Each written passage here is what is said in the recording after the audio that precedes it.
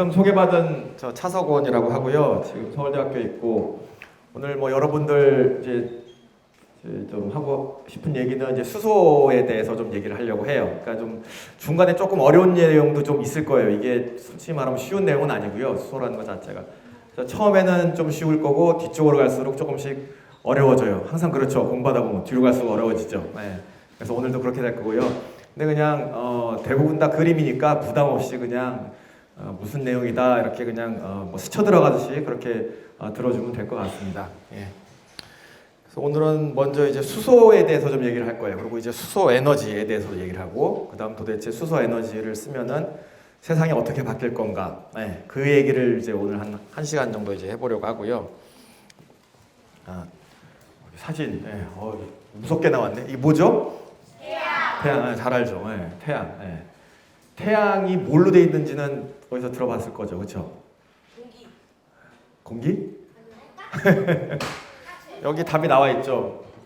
여기 수소라고 나와 있는데 이제 수소라는 물질이 어떤 과학자들이 밝혀내긴 우주 질량의 한 55% 반 이상이 수소로 되어 있어요. 그리고 별 질량의 75%고 여기도 태양 질량, 태양의 대부분은 수소로 되어 있어요. 70% 이상. 태양이 이렇게 뜨겁게 타는 이유가 왜 이렇게 계속 끊임없이 타죠? 불도 꺼지지 않고 지금 몇 억 년째? 네? 산소가 있었어. 산소가 없죠. 핵융합이 계속 맞아요. 수소를 가지고 지금 핵융합 발전을 하고 있는 거예요. 이게 우리들 뭐 핵융합 발전 가끔 들어봤죠. 수소가 이 태양 자체가 핵융합 발전소예요. 여기 있는 이 70%의 수소를 떼고 아직도 이 70%의 수소가 남아 있는 거죠. 연료가. 그러니까 앞으로도 계속 불타겠죠. 그렇죠? 예. 그리고 지구에도 수소가 굉장히 많아요. 지구에도 한 15%, 지구 질량의 15% 정도가 수소. 우주에서 제일 많은 물질이죠. 그렇죠? 근데 왜 이렇게 잘 안 보이죠? 수소가 이렇게 많은데 왜 주위에 없어요? 어? 조금 더 보죠. 왜 없는지. 네. 자, 일단 이게 이제 수소죠. 수소라는 거는 우주에서 가장 간단한 원소죠. 그래서 여기 뭐가 하나 있어요. 이제 뭐 원자 구조라고 하는데 보통 원자 수소가 이렇게 여기에 가운데 있는 게 원자 핵이 뭐죠? 원자 핵이 플러스전화, 양성자라는 거 하나. 가장 단순한 원소죠. 그래서 양성자가 하나 있고 요 위에 전자가 하나 있어요. 그렇죠. 네. 가장 단순한 원소가 이제 수소예요. 잘 생각해 보면은 왜 우주에서 가장 수소가 많을 수밖에 없냐면은 가장 단순해서 많은 거예요. 복잡한 건 만들기가 어려워요, 쉬워요? 어렵죠. 간단한 건 만들기가 쉽고. 그러니까 우주에 가장 단순한 수소가 제일 많은 거예요. 복잡한 걸 만들려면은 더 복잡해지고 시간도 많이 걸리니까. 그죠? 우주가 생기면서 그래서 수소가 제일 많은 거고. 근데 보통은 뭐 태양은 이렇게 수소가 원자 상태나 뭐 플라즈마라고 하는 상태로 되어 있지만 우리 주변에 있는 수소는 수소 하나로 존재하지 않고 이렇게 수소 두 개가 결합되어 있죠. 그렇죠? 요게 뭐죠, 그러면? 수소 분자죠. 네, 수소 분자니까 원자는 불안정하고, 그렇죠? 일반적으로 지구 이 상태에서는. 그리고 원자가 두 개 결합한 수소는 훨씬 더 안정돼 있어서, 그렇죠? 분자 구조를 이루고 우리 주변에는 그래서 수소가 보통 다 분자로 되어 있죠. 그렇죠? 그리고 여기에 보면 또 우리 많이 이제 이거 물이죠. 물은 뭘로 돼 있어요? 그러니까 산소. 여기 보면 빨간 게 하나가 산소고 요게 수소. 그렇죠? 그럼 산소랑 수소 두 개. 그러니까 물에도 수소가 두 개씩 들어가 있어요. 자, 그러면 이제 아까 이제 질문한 거에 이 많은 지구 질량의 15%를 차지하는 수소가 어디가 있느냐? 다 뭘로 있는 거죠? 물로 있죠. 그러니까 바다에 있죠. 바다에 엄청난 양의 수소가 있는 거예요. 물이 다 수소기 때문에. 물이 다 수소로 되어 있기 때문에. 그리고 실제로 여러분 몸을 보면은, 그죠? 몸에 보면은 여기 여러분들 몸이 뭘로 이루어져 있는지 대충 이제 이게 무게예요, 무게. 그럼 여러분 몸에 제일 많은 부분을 차지하는 건 일단 산소고요. 그렇죠? 그 다음에 수소, 그 다음에 탄소. 네. 탄소는 어디서 오죠? 대부분 다? 탄소. 여러분들 왜 몸에 탄소가 있죠? 탄소가 어디서 와요? 여러분들 몸에 있는 탄소는? 밥. 그렇죠? 밥이 뭘로 돼 있어, 전부 다? 탄수화물. 그렇죠? 그 탄수화물의 탄이 탄소잖아요. 그죠? 그리고 수화물, 수소랑 산소랑. 여기 보면 여러분들 먹는 게 다 어떻게 되는 거예요? 여러분들 몸이죠? 예. 근데 여기 보면 여기도 수소가 있고 산소가 있지만 요 산소랑 수소는 여러분들 몸에 수소가 그냥 있나 이렇게? 수소가 있어요? 수소 분자가? 아니죠. 그럼 뭘로 있어요, 여러분 몸에도? 물이죠, 물. 여러분들 몸의 75%가 물이니까, 그죠? 여러분들 몸에 있는 이 수소는 전부 다 물로 되어 있는 거죠, 그렇죠? 예. 이제 수소가 굉장히 많다는 게 이제 이해가 가죠, 여러분들. 예, 모든 곳에 다 수소가 있어요. 예. 굉장히 흔한 물질인데, 그렇죠? 잘 모르고 넘어가지만은. 예. 아, 이거 복잡하네. 주기율표라는 거 본 적 있어요? 네. 똑똑하네요. 많이 봤네요. 예. 자, 이제 주기율표가 어떻게 뭐 이거 가지고서는 뭐 10년도 얘기할 수 있죠. 너무나 복잡해서 여기서 이 끝에서 이 끝까지 얘기하려면 한 10년 걸려요. 그죠? 예. 공부하려면 한 100년 걸릴 거고. 그렇지만 오늘은 요것만 얘기하죠. 요것만. 요게 수소죠. 맨 끝에 1번이라는 거. 원자기호 1번. 왜냐? 아까 양성자 하나, 전자 하나. 그쵸? 네. 예. 그래서 원자 번호가 1번이에요. 하나기 때문에. 그러니까 양성자가 하나였기 때문에. 근데 이제 여기를 잘 보면은 물론 이거를 뭐 수백 년 동안 이제 화학자들이 여기 있는 물질들을 다 발견했지만은 일단 이 왼쪽에 있는 것들을 보면은 여기 보면 이제 수소가 있고 그 밑에가 뭐죠? 리튬 뭐에 쓰죠 요새?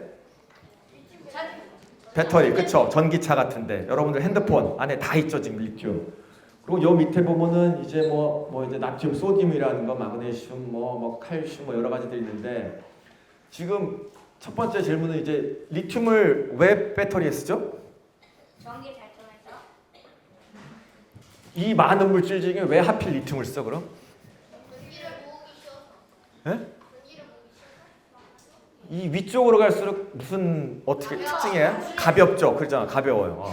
주기율표에서 이게 6번, 7번 여기 뭐 탄소도 있고 뭐 여러 가지 있는데 이 앞으로 갈수록 숫자가 줄어들수록 가볍죠. 리튬을 쓰는 이유는 가벼워서 쓰는 거예요. 가벼워서. 그렇죠. 여러분들 똑같이 전기를 여기서 전자 하나를 떼어내서 전기를 쓰는데 무거운 걸 들고 다니면서 전기를 쓰고 싶어요? 가벼운 걸 갖고 다니면서 전기를. 가벼운 거. 그렇죠. 그래서 지금 사람들이 여기 있는 걸 계속 이것저것 다 썼었죠. 그러니까 옛날에 보면 뭐 카드뮴도 있고 뭐 카파도 있고 여러 개 구리도 있고 여러 가지 물질들을 다 배터리를 쓰다가 점점점 기술이 발전해 가지고 이제는 가장 가벼운 물질까지 온 거예요. 그럼 이 다음에 뭘 써야 돼요? 예, 이거 리튬보다 더 가벼운 건 이제 수소밖에 없어요. 그러니까 이제 쓸 수 있는 건 다 쓴 거예요. 이제 지구상에 있는 물질 중에서 우리가 아는 건 다 이제 쓴 거죠. 그래서 지금 리튬 배터리까지 쓰게 된 거예요. 가벼우니까. 이해가 돼요? 네. 주기율표가 정말 중요해요. 여기에 이제 모든 그 비밀들이 다 숨어 있는데, 그래서 이걸 다 이해하려면은 못하죠. 하여튼 수소는 제일 가벼운 물질. 그래서 이제 뭐 밀도라는 말도 쓰고 가볍고, 그 다음에 수소는 기체죠. 수소가 아주 온도가 낮아지면 액체가 되죠. 그게 여기 써 있죠. 영하 250도 정도가 되면은 수소가 액체가 돼요. 영하 250도. 굉장히 낮은 온도죠. 이 온도를 만들기가 쉬울까요? 어려울까요? 어려워요. 굉장히 어려워요. 굉장히 어렵습니다. 그런데 아마 여러분들 잘 믿지는 못하겠지만 지금 우리나라 창원이나 이런 곳에 지금 액화수소를 만드는 공장들이 있어요. 이미 엄청나게 큰 규모로. 춥죠? 만들기 어려운데 왜 액화수소를 만들려면 그 액체 수소를 우리가 연료로 쓰려고 이미 공장들이 우리나라에 많이 생기고 있어요. 안 가봐서 모르겠지만 여러분들은 영하 250도짜리 지금 액체 수소를 만들고 있다는 거. 하여튼 자, 그래서 수소라는 건 정말 가벼운 물질이다. 이 수소가 뭐 지금은 우리는 뭐 그냥 여러분들 다 나도 알고 있고 여러분들 어디서 들어봐서 다 알고 있겠지만은 실제로 이거를 사람들이 수소라는 거의 존재를 안지는 그렇게 길지 않아요. 한 200년, 뭐 300년밖에 안 되는데 여기 대략적으로 수소의 역사가 있어요. 보면 한 1766년 대충 한 300년 한 280년 됐나? 이때 이 사람들은 수소가 뭔지도 모르고 그냥 무슨 아연 금속하고 뭐 하여튼 염산이라는 거 화학 반응을 시키니까 뭐가 막 이렇게 거품처럼 뽀글뽀글 나오는데 불을 붙여보니까 너무너무 잘 타요. 그래서 뭔지는 모르지만은 그래서 사람들이 이때는 여기 뭐 헨리 카벤디시라는 영국의 이제 화학자인데 하여튼 과학자인데 그냥 매우 인화성이 강한 그러니까 매우 잘 타는 공기를 내가 발견했다라고 그냥 이때는 이 정도를 이해를 했죠 사람들이. 그리고 나서 이거에 대한 이제 특성을 조금 더 알고 아까 이제 수소가 굉장히 가볍다고 그랬죠. 그래서 자크 찰스라는 프랑스 사람 1783년 이것도 오래전이죠. 이 가스를 잘 모아가지고 풍선에다 집어넣어가지고 이거를 사람이 타고 날아갔어요. 어떻게 보면 좀 위험하지 않아요? 수소? 네, 이거 터지면 어떡하죠? 근데 하여튼 잘 모르니까 모르면 원래 여러분들 좀 용감하죠, 그렇죠? 잘 알고는 용감하지 못하지만 모르니까 일단 한 거고. 그래서 그러고 나서도 이제 조금 더 이제 사람들이 이 수소에 대해서 이해를 하게 되고 그 다음에 이제 수소랑 산소를 반응시키면 물이 생성된다는 거를 또 한 몇십 년 뒤에 사람들이 알게 돼요. 그래서 이거를 이제 이름을 붙였는데 솔직히 말하면 이름이 잘못됐어요. 왜냐면은 수소랑 산소랑 반응을 시키면 이제 물이 되니까 이거를 이제 이 매우 아까 말한 인화성이 강한 공기를 하이드로전, 이게 영어 이름이죠. 수소를 영어라고 하이드로전이라고 하는데 이게 하이드로가 물이라는 뜻이고 저는 본, 그러니까 물에서 나온다. 왜냐면 물에 수소가 들어있잖아요. 그렇죠? 그래서 가장 쉬운 방법은 물을 분해해가지고 수소랑 산소를 만들어낼 수 있거든요. 그래서 물에서 나온다. 그래서 하이드로전, 그러니까 물에서 나왔다라는 뜻으로 하이드로전이라고 그냥 이름을 붙여버려요, 사람들이. 예. 잘 모르니까 그냥. 근데 그냥 이렇게 붙인 이름을 지금까지 쓰고 있는 겁니다. 그러니까. 하여튼.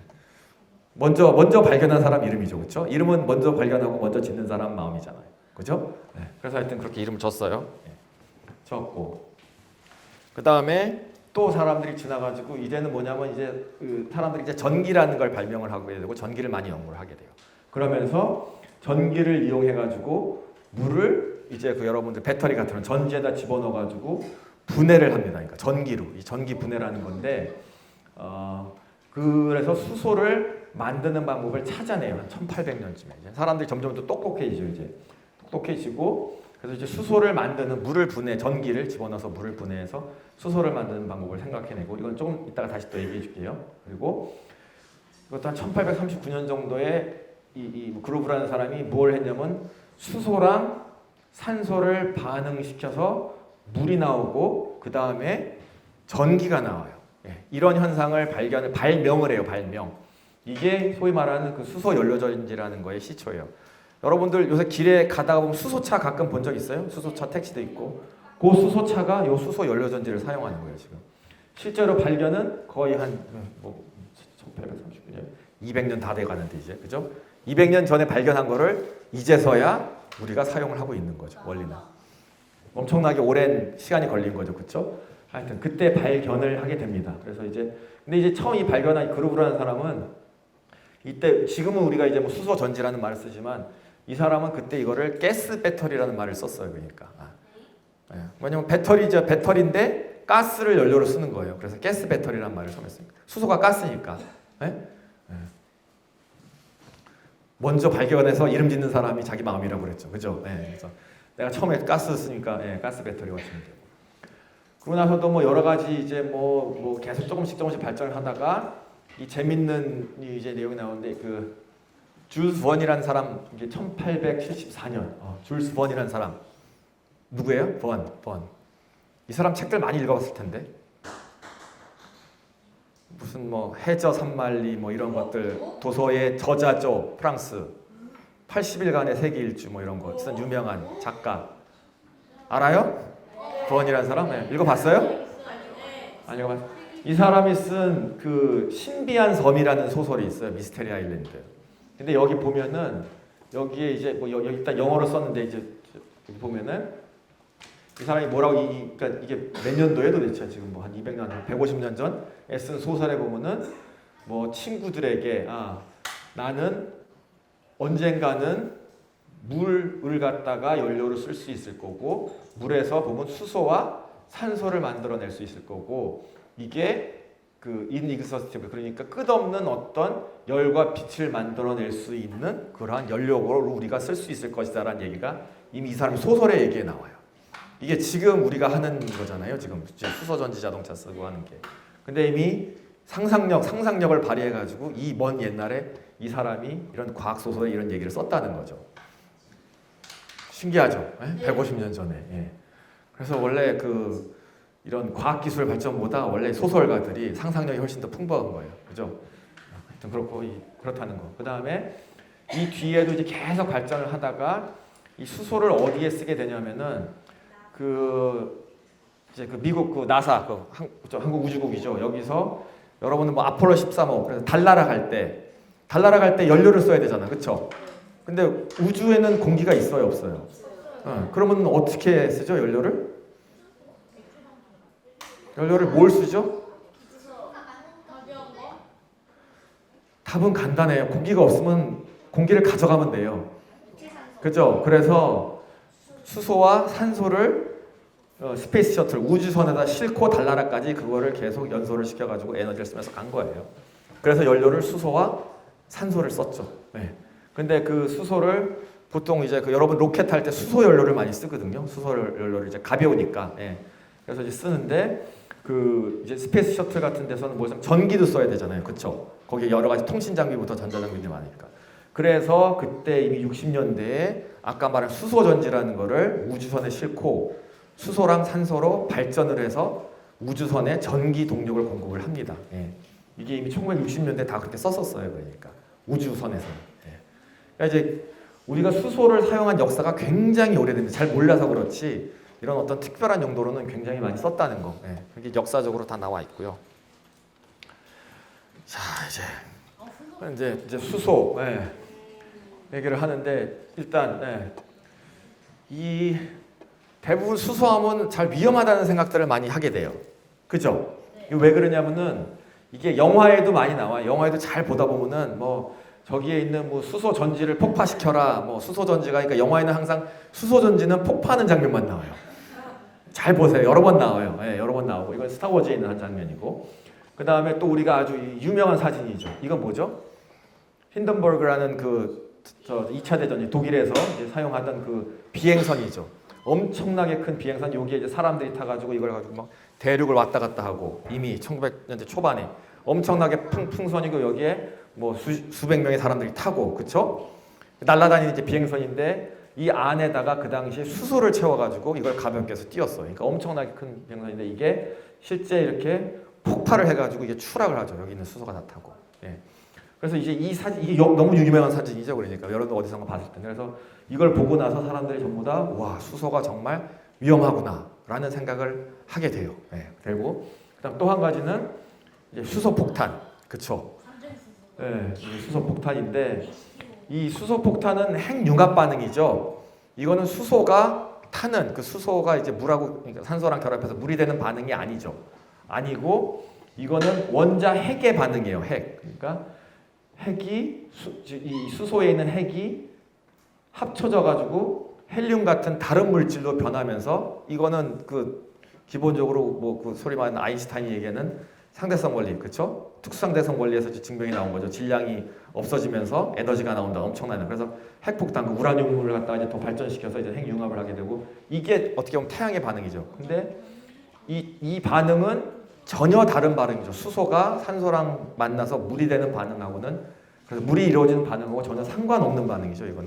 이거는 헬륨이 나와야 돼요. 그리고 여기에 쓰이는 수소는 일반적으로 우리가 아는 수소가 아니고 여기 이중수소나 삼중수소. 그러니까 아까 이제 양성자가 하나 있다고 그랬죠. 원자핵에. 근데 바닷물에 아주 적은 양이지만은 바닷물 같은 데 보면은 이 양성자 하나에 중성자가 붙어 있는 그러한 특이한 수소들이 있어요. 그래서 중수소.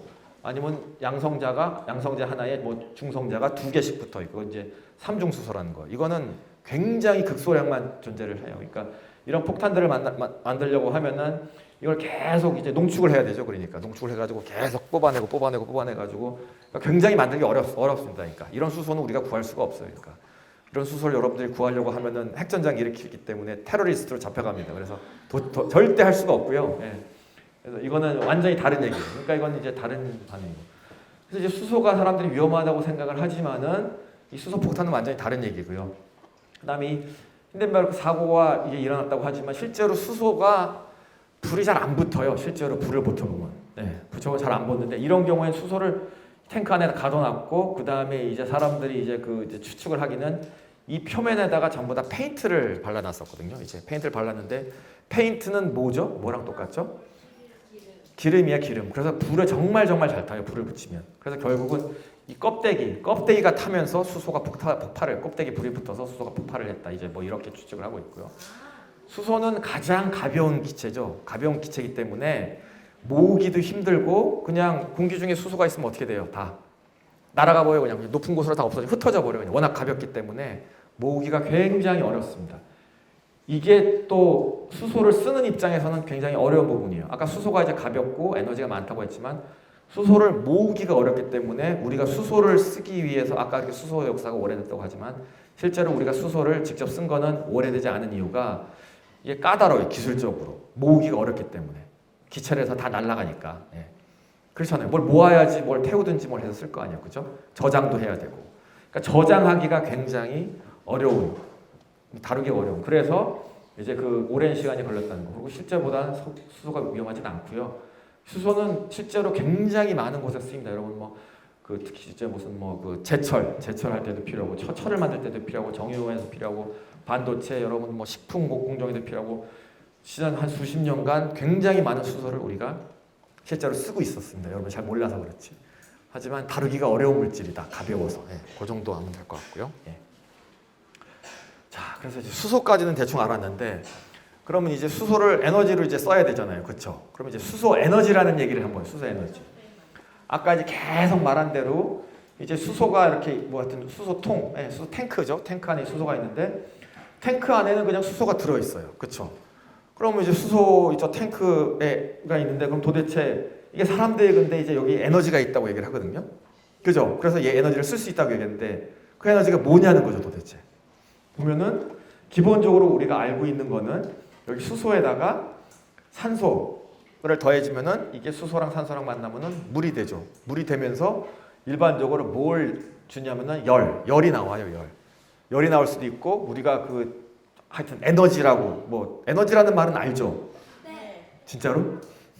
진짜로 알아요? 에너지가 뭔지 알아요? 네. 에너지가 뭐예요? 일을 할 수 있는 힘. 일을 할 수 있는 힘인데 그럼 일을 할 수 있는 힘이 뭐죠? 어떤 현상에서 물체가 운동할 수 있는 힘. 이럴 때 필요한 동력. 근데 재밌는 거는 그 리차드 파이만이라는 사람 알아요? 네. 엄청 유명한 노벨 물리학 수상한 이 사람이 한 유명한 얘기가 있어요. 오늘날의 물리학에서는 우리는 에너지가 전혀 뭔지 알지 못한다라는 얘기를 했어요. 이게 무슨 얘기일까요, 이게? 여러분들 안다고 생각하는데. 예. 이게 완벽한 정리가 자, 에너지라는 것 자체가 여러분들 그냥 머릿속에 여러분들이 공부를 했거나 어디서 들어봐서 그냥 단어로 정의되어 있는 거잖아요. 그렇죠? 근데 에너지는 이건 물리적인 현상이거든요. 그냥 우주에 일어나는 현상을 우리가 이름을 붙인 걸 뿐이에요. 근데 우리가 우주에 일어나는 현상을 다 100% 이해를 하나요? 모르죠. 네. 왜 그럴 수밖에 없냐면은 자, 우리가 에너지랑 아까 이제 말한 이 원자핵 같은 아까 핵융합 반응이라는 거. 아인슈타인이 상대성 원리를 발견하기 전까지는 이러한 현상이 있는지도 모르고 이런 에너지가 있는지 우리는 알지 못했어요. 그죠? 네. 아인슈타인이 알려줘서 알게 된 거예요. 네. 그럼 우리가 에너지를 다 안다고 할 수 있나요? 우리가 모르는 에너지가 아직도 많거든요. 그냥 우리가 에너지라고 부를 뿐이지 우리가 모르는 게 아직도 많은 거거든요. 그러니까 이제 물리학자 같은 이런 분들은 에너지가 도대체 뭔지 영원히 알 수 없다는 걸 얘기를 한 거예요. 그러니까.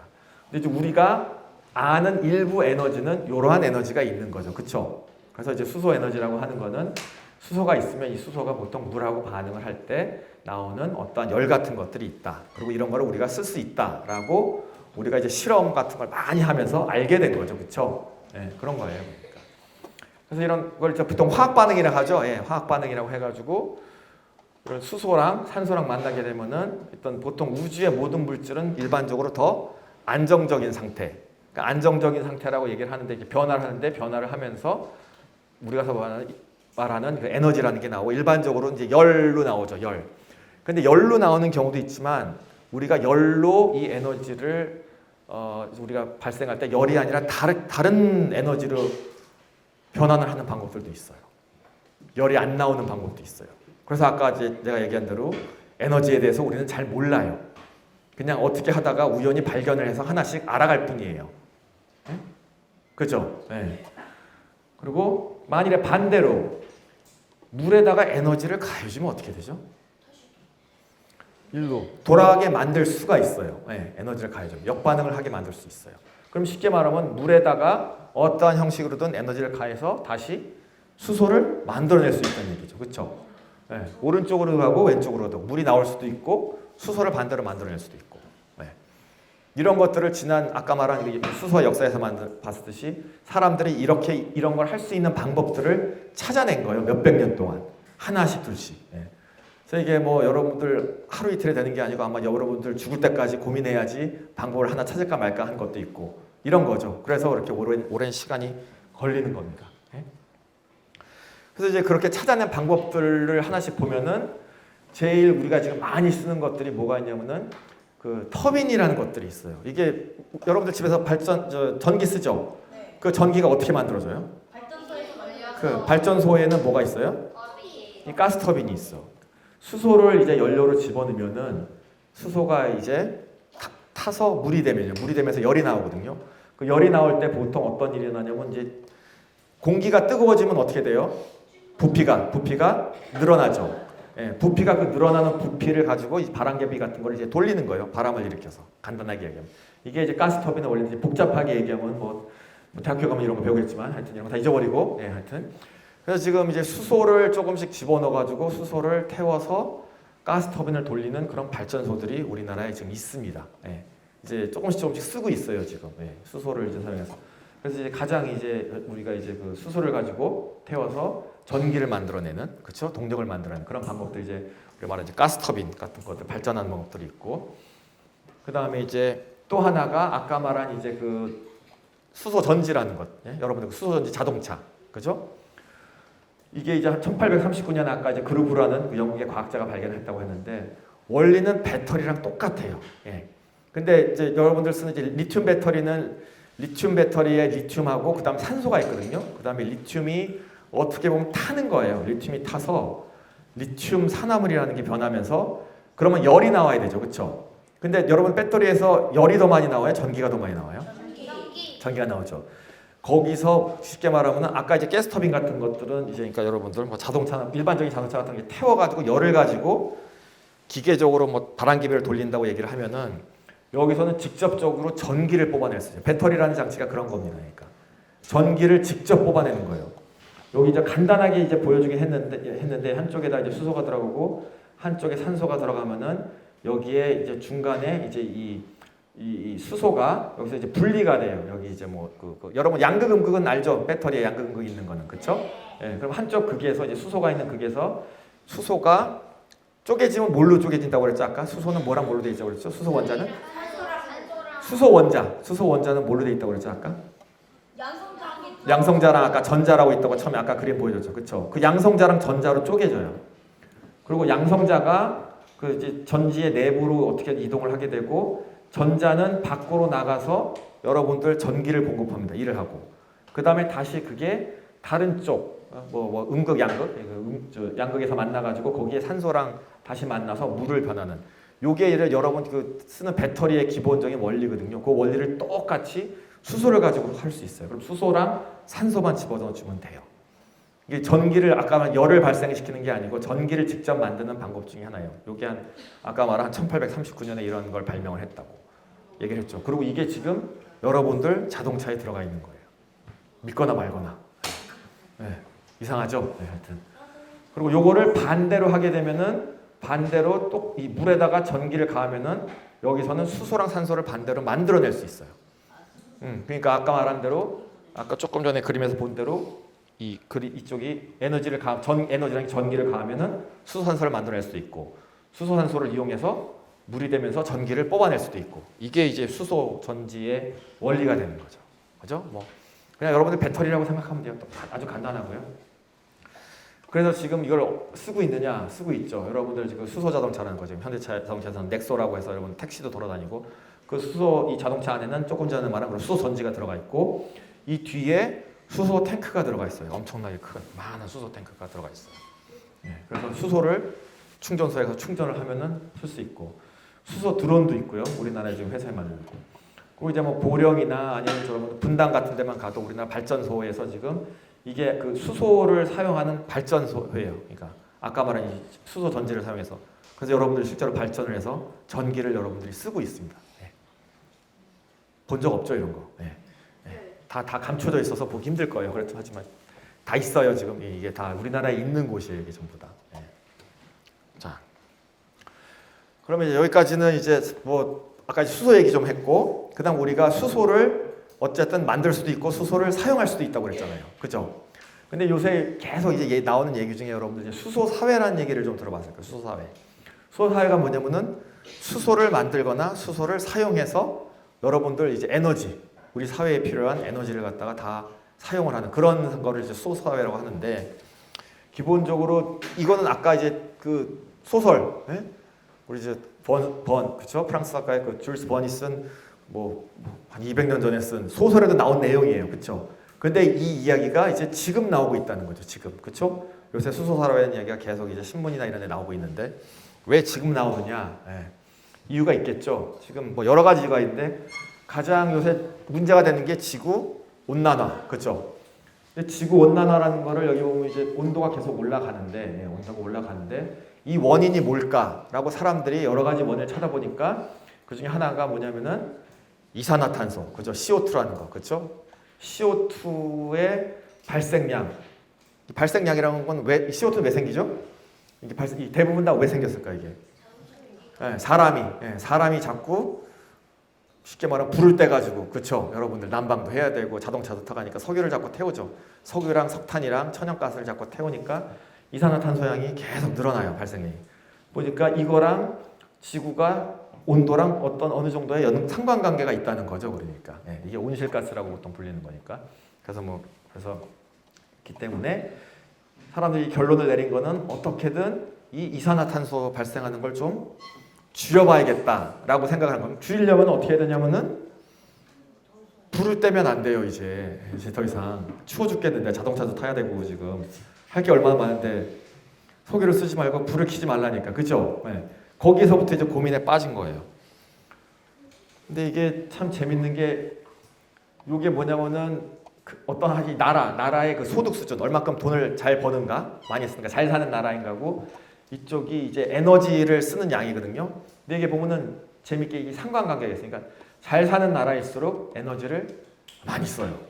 이게 모든 나라들을 다 이제 한번 이제 그림을 그려보면 우리나라 대한민국이 한 여기 정도 있고요. 미국은 여기 있고, 그러니까 굉장히 잘 살지만 에너지도 그만큼 많이 쓰고, 그리고 우리나라는 어느 정도 잘 살죠. 우리나라 잘 선진국이고, 그다음에 에너지를 많이 쓰고, 대부분 다 지금 잘 살면 잘 살수록 에너지를 많이 쓰는데 여기에 있는 조금 이제 아직은 개발되고 있는 나라라서 지금 그 에너지를 좀 덜 쓰는데, 여기 있는 나라들을 보면은 지금 뭐 인도, 브라질, 뭐 중국 이런 나라들이 있거든요.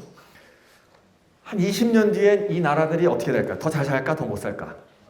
잘 살게 되겠죠. 그럼 이 나라들이 어디 있게 되냐면 여기 있게 된단 말이죠. 그러면 쓰는 에너지는 어떻게 돼요? 엄청나게 늘어나겠죠. 그러면 무슨 일이 일어나겠어요? 지구가 망하겠죠. 예, 지구가 멸망할 수도 있어요. 예? 이산화탄소가 너무 많이 나와가지고. 그러니까 어떻게 해야 돼? 준비를 해야 될 거 아니에요. 이 많은 나라들이 점점 더 잘 사는 나라가 되려고 에너지를 더 쓰겠다고 난리를 치니까. 그죠? 그래서 사람들이 뭘 하냐면은 이산화탄소를 덜 쓸 수 있는 어떤 그런 시나리오를 짜본 거예요. 그래서 나온 게 뭐냐면 지금의 석유를 엄청나게 많이 쓰는, 석탄을 쓰는 사회에서 석탄을 안 쓰고 어떠한 식으로든 이산화탄소를 줄이는, 그러면은 무엇을 써야 되냐면 여기 이제 좀 이따 얘기할 그림 같은 거 있지만 소위 말하는 신재생 에너지를 써야 돼요. 신재생 에너지. 이 신재생 에너지가 뭐냐면은 CO2가 나오지 않는, 그러니까 이제 쓸 수 있는 게 보통 많은 게 태양전지, 그렇죠? 태양에서 직접 빛을 내서 전기를 만드는 태양 발전을 하거나 아니면은 바람, 풍력 발전 같은 것들, 그렇죠? 이런 거 이제 신재생 에너지라고 하는데, 이런 거를 써서 CO2를 줄여보자라고 많은 사람들이 이제 고민을 하기 시작하는 거예요. 이제 말이 되죠? 네.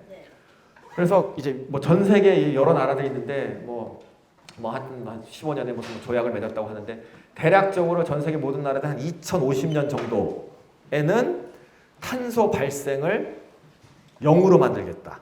그게 이제 탄소 중립이라는 거니까. 우리는 이산화탄소 발생량을 0으로 만들겠다. 근데 이게 실제 얼마 안 남았죠. 지금 2050년이면은 지금 몇 년이에요, 올해? 24년? 그럼 26년 남았 26년밖에 안 남았죠. 될까요? 안 되죠.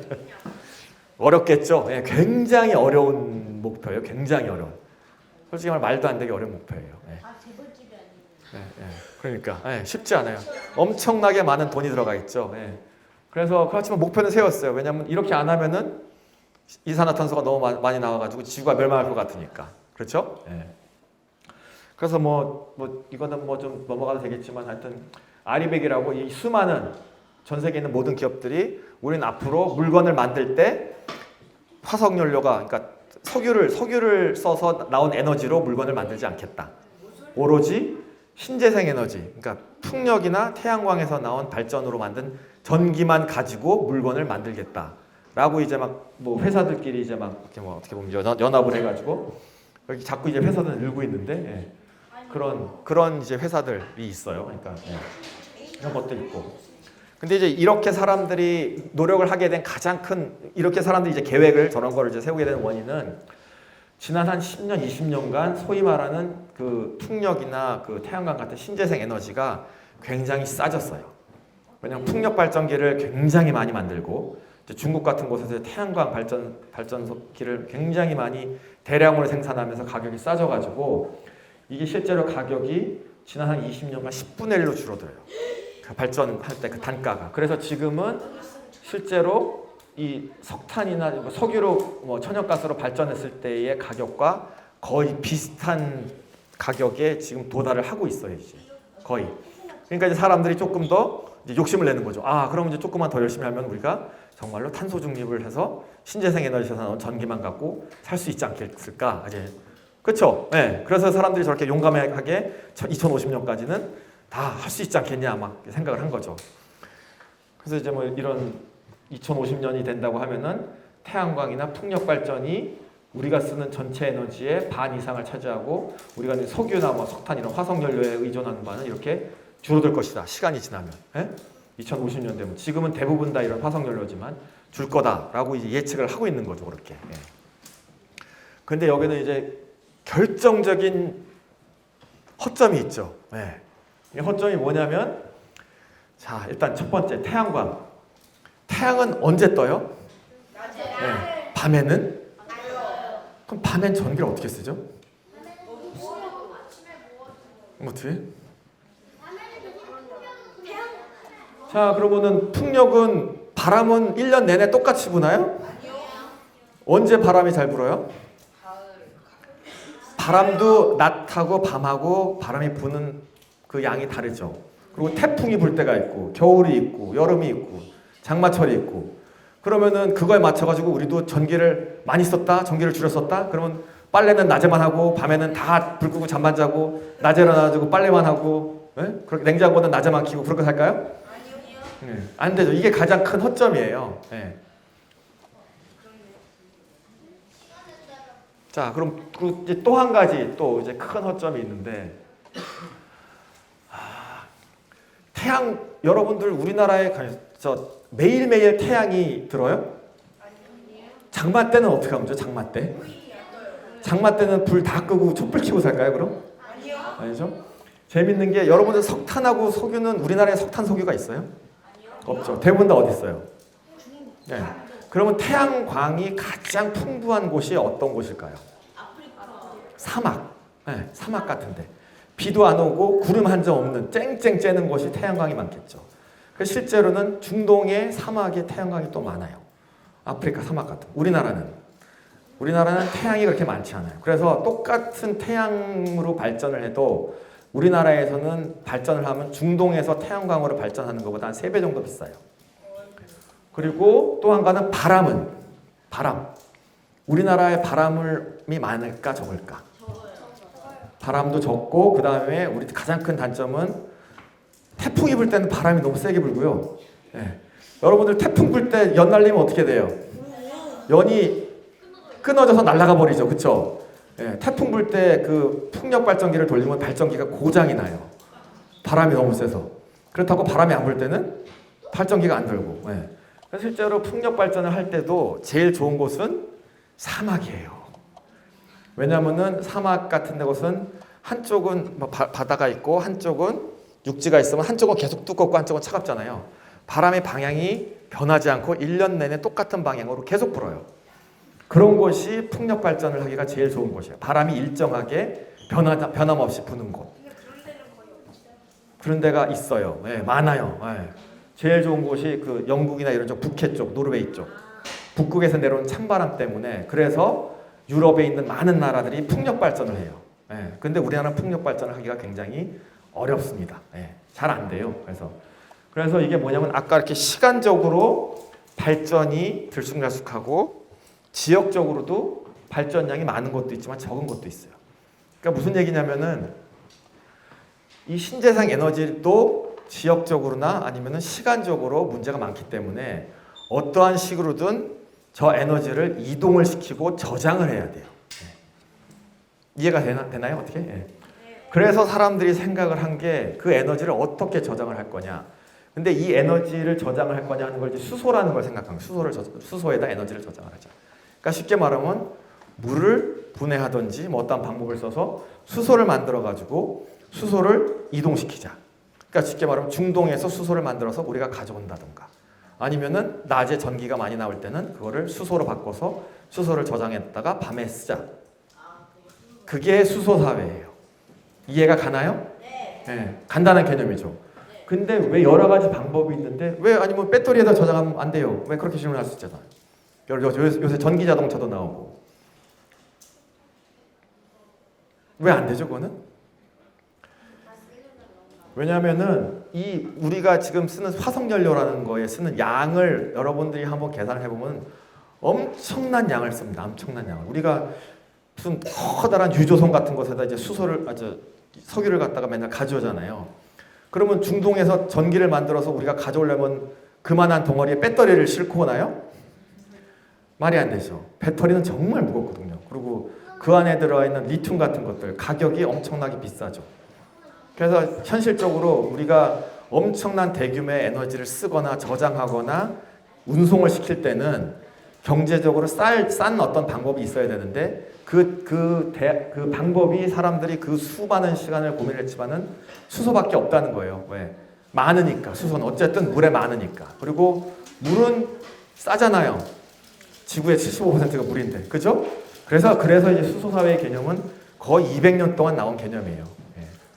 근데 단지 너무 어려울 뿐이죠. 기술적으로. 그래서 아까 말한 수소 연료전지라든가 아니면 그렇게 수소를 발생시키는 뭐 수전의 장치라든가 그런 것들이 지난 한 100년 가까이 기술이 서서히 개발이 된 겁니다. 그리고 그거를 이제 우리가 활용을 하는 그런 시점에 나가고 있다고 이제 생각을 하면 될 것 같고요.